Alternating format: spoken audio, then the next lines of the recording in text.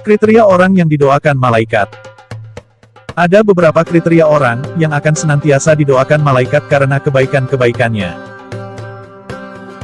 Kriteria orang yang pertama adalah orang yang tidur dalam keadaan bersuci. Imam Ibnu Hibban meriwayatkan dari Abdullah bin Umar radhiyallahu anhu, serta disahihkan oleh Syekh Al-Albani dalam Shahih At-Targhib wa Tarhib yang berbunyi, Rasulullah Shallallahu Alaihi Wasallam bersabda, barang siapa yang tidur dalam keadaan suci, maka malaikat akan bersamanya di dalam pakaiannya. Dia tidak akan bangun, hingga malaikat berdoa, ya Allah, ampunilah hambamu si Fulan, karena tidur dalam keadaan suci. Kriteria orang yang didoakan malaikat selanjutnya adalah orang yang sedang duduk menunggu waktu sholat. Seperti yang dijelaskan dalam hadis Sahih Muslim, yang diriwayatkan oleh Abu Hurairah, yang berbunyi, tidaklah salah seorang di antara kalian yang duduk menunggu sholat, selama ia berada dalam keadaan suci, kecuali para malaikat akan mendoakannya. Ya Allah, ampunilah ia. Ya Allah, sayangilah ia. Kemudian kriteria selanjutnya adalah orang-orang yang berada di saf barisan depan, di dalam sholat berjamaah. Sebagaimana yang disebutkan dalam hadis Sahih, yang diriwayatkan oleh Imam Abu Dawud dan Ibnu Khuzaimah, dari Bara bin Azib, yang berbunyi, sesungguhnya, Allah dan para malaikatnya, bersolawat kepada orang-orang, yang berada pada saf-saf terdepan. Kriteria orang, yang akan didoakan oleh malaikat selanjutnya adalah orang-orang, yang menyambung saf, atau tidak membiarkan kekosongan di dalam saf sholat berjamaah. Para imam, seperti Imam Ahmad, Ibnu Majah, Ibnu Khuzaimah, Ibnu Hibban, dan Al-Hakim, meriwayatkan hadis dari Aisyah radhiyallahu anha, bahwa Rasulullah Shallallahu Alaihi Wasallam bersabda, sesungguhnya Allah dan para malaikat selalu bersolawat kepada orang-orang yang menyambung saf-saf. Kriteria orang yang didoakan malaikat kelima adalah para malaikat mengucapkan amin ketika seorang imam selesai membaca Al-Fatihah. Hal ini sesuai dengan hadis Sahih Bukhari, yang meriwayatkannya dari Abu Hurairah radhiyallahu anhu, bahwa Rasulullah Shallallahu Alaihi Wasallam bersabda, jika seorang imam membaca, Ghairil Maghdubi Alaihim Waladdallin, maka ucapkanlah oleh kalian amin. Karena, barang siapa ucapannya itu bertepatan dengan ucapan malaikat, maka ia akan diampuni dosanya yang masa lalu. Kriteria keenam orang yang didoakan oleh malaikat adalah orang yang duduk di tempat sholatnya, setelah melakukan sholat. Sebagaimana hadis yang diriwayatkan oleh Imam Ahmad, dari Abu Hurairah, yang berbunyi, para malaikat akan selalu bersolawat atau berdoa kepada salah satu di antara kalian, selama dia ada di dalam tempat sholat di mana dia melakukan sholat. Selama dia belum batal wudunya, para malaikat berkata, ya Allah, ampunilah dan sayangilah dia.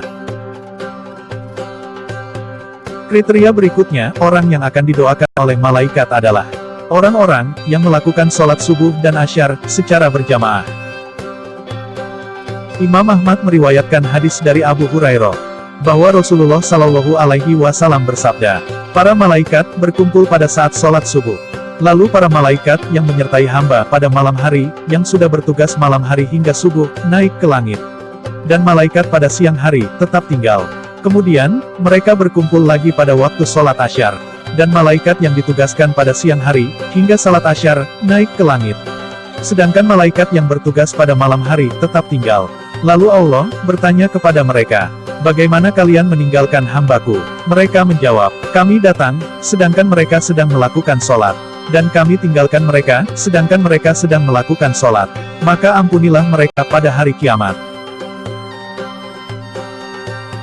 Kriteria selanjutnya, orang-orang yang akan didoakan oleh malaikat adalah orang yang mendoakan saudaranya, tanpa sepengetahuan orang yang didoakan.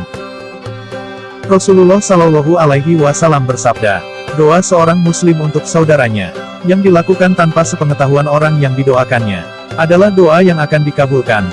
Pada kepalanya, ada seorang malaikat yang menjadi wakil baginya. Setiap kali dia berdoa untuk saudaranya dengan sebuah kebaikan, maka malaikat tersebut berkata, amin, dan engkau pun mendapatkan apa yang dia dapatkan. Hadis tersebut diriwayatkan oleh Imam Muslim nomor 2733. Orang yang akan didoakan oleh malaikat selanjutnya adalah Orang-orang yang berinfak. Sebagaimana hadis yang diriwayatkan oleh Imam Bukhari dan Imam Muslim yang berbunyi, tidak satu hari pun, di mana pagi harinya seorang hamba ada padanya, kecuali dua malaikat turun kepadanya. Salah satu di antara keduanya berkata, "Ya Allah, berikanlah ganti bagi orang yang berinfak." Dan lainnya berkata, "Ya Allah, hancurkanlah harta orang yang pelit." Kriteria orang-orang yang akan didoakan oleh malaikat selanjutnya adalah orang yang makan sahur. Imam Ibnu Hibban dan Imam At-Tabrani meriwayatkan dari Abdullah bin Umar bahwa Rasulullah Shallallahu Alaihi Wasallam bersabda, "Sesungguhnya Allah dan para malaikatnya bersolawat kepada orang-orang yang makan sahur." Kriteria selanjutnya adalah orang yang sedang menjenguk orang sakit. Sebagaimana hadis yang diriwayatkan oleh Imam Ahmad dari Ali bin Abi Thalib yang berbunyi, tidaklah seorang mukmin menjenguk saudaranya, kecuali Allah akan mengutus 70.000 malaikat untuknya, yang akan bersolawat kepadanya di waktu siang, kapan saja hingga sore, dan di waktu malam, kapan saja hingga subuh. Kriteria terakhir orang-orang yang akan didoakan oleh malaikat adalah seseorang yang sedang mengajarkan kebaikan kepada orang lain. Hal ini diterangkan di dalam hadis yang diriwayatkan oleh Imam Tirmidzi dari Abu Umamah Al-Bahili yang berbunyi, Rasulullah bersabda, "Keutamaan seorang alim atas seorang ahli ibadah bagaikan keutamaanku atas seorang yang paling rendah di antara kalian. Sesungguhnya penghuni langit dan bumi, bahkan semut yang di dalam lubangnya, dan bahkan ikan, semuanya bersolawat kepada orang yang mengajarkan kebaikan kepada orang lain." Demikianlah kriteria-kriteria orang yang akan didoakan oleh malaikat Allah.